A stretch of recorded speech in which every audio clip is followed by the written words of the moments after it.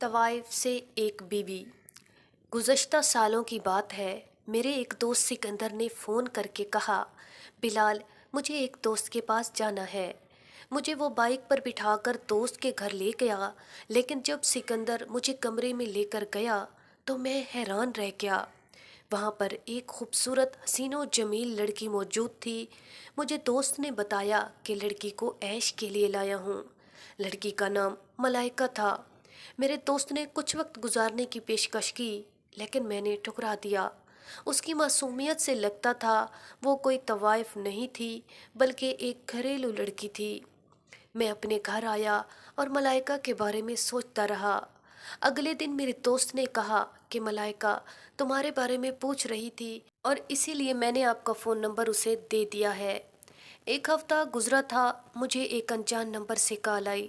لڑکی نے کہا، آپ بلال بول رہے ہیں؟ محترمہ آپ کون ہیں؟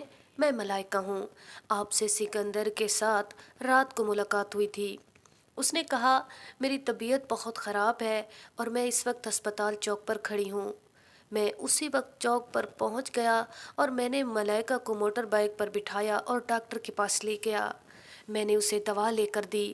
اس نے کہا کہ آپ بہت اچھے انسان ہیں، میری طبیعت بہت خراب ہے اور میں آج نائٹ کے لیے بک بھی ہوں۔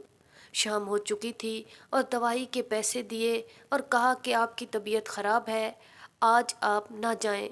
میں نے کہا، آپ مجھے گھریلو لڑکی لگتی ہیں۔ اس نے کہا، کبھی آنا، میں تفصیل سے بتاؤں گی۔ کچھ دن بعد ملائکہ نے مجھے اپنے گھر بلانے کی دعوت دی۔ میں اس کے گھر پہنچا تو وہاں 2 لڑکیاں اور اس کی خالہ تھیں، اور سلام کرنے کے بعد اس نے مجھے ایک کمرے میں بٹھا دیا۔ کچھ دیر بعد اس نے اپنی کہانی شروع کر دی۔ 2 سال پہلے میری شادی میرے کزن عظیم سے ہوئی تھی۔ 2 لڑکیاں اس کی نندیں اور خالہ اس کی ساس تھیں۔ میں لاہور سے بیاہ کر آئی ہوں۔ جب میں یہاں آئی تو اکثر یہاں غیر مرد آتے جاتے تھے اور میری نندیں شاپنگ کے لیے چلی جاتی تھیں۔ میں حیران تھی کہ اتنے پیسے کہاں سے آتے تھے۔ میرے شوہر 1 ماہ کے بعد دبئی چلا گیا۔ ایک روز اپنے کمرے میں سو رہی تھی کہ آواز آئی۔ میں نے دیکھا میرا دیور میرے سامنے کھڑا تھا۔ وہ زبردستی کرنے لگا۔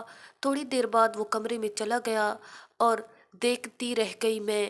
گرمیوں میں ان کے مرد دوست ملنے آنے لگے۔ آخر کار میں اس ماحول میں رچ بس گئی۔ ماحول بہت خراب تھا اور مجھے اپنی لپیٹ میں اس نے لے لیا اور میں کئی رات مردوں کے ساتھ گزارتی چلی گئی۔ مجھے بھی عادت ہو گئی تھی۔ اس نے مجھ سے کہا، تم مجھ سے شادی کر لو۔ اس کی کہانی سن کر میں بہت پریشان ہوا، پھر اپنی مجبوری ظاہر کر دی اور کہا کہ میں شادی شدہ ہوں۔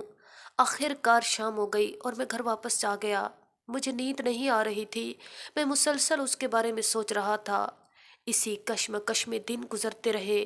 پھر مجھے ایک دوست ملا جس کو میں نے ملائکہ کے بارے میں بتایا۔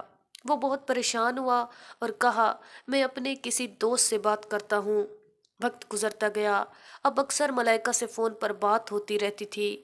ایک دن میرا دوست فیصل آ گیا اور باتوں ہی باتوں میں ملائکہ کا ذکر چھڑ گیا۔ میں نے اپنے دوست ادریس کو اس کے بارے میں بتایا ہے۔ سوچ بچار کے بعد وہ اس سے شادی کے لیے رضامند ہو گیا۔ ایک لڑکی گناہوں سے نکل سکتی ہے، میں اس کی ضرور مدد کروں گا۔ ادریس نے اپنے گھر والوں کو ملائکہ کے بارے میں بتایا اور انہیں رضامند کر لیا، مگر مسئلہ یہ تھا کہ طلاق کے بغیر ایسے کیسے ممکن تھا؟ اب اس کے سسرال والوں کو کیسے آمادہ کیا جائے؟ ایک دن ملائکہ نے خالہ کو خود ہی کہہ دیا، میں نے فیصلہ کر لیا ہے کہ میں اس گھر میں اب نہیں رہوں گی، میں اپنے شوہر سے طلاق لے لوں گی۔ مگر ملائکہ کے گمان میں بھی نہیں تھا کہ خالہ کس طرح آنکھیں بدل لے گی۔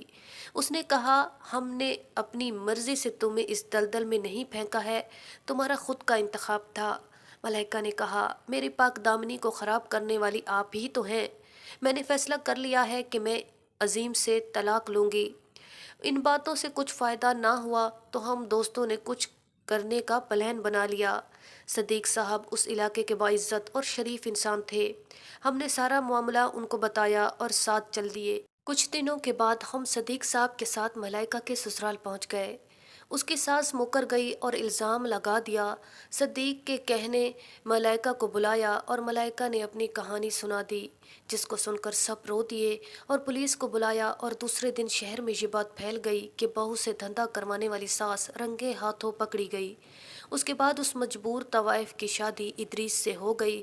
ادریس اسے بہت خوش رکھتا تھا۔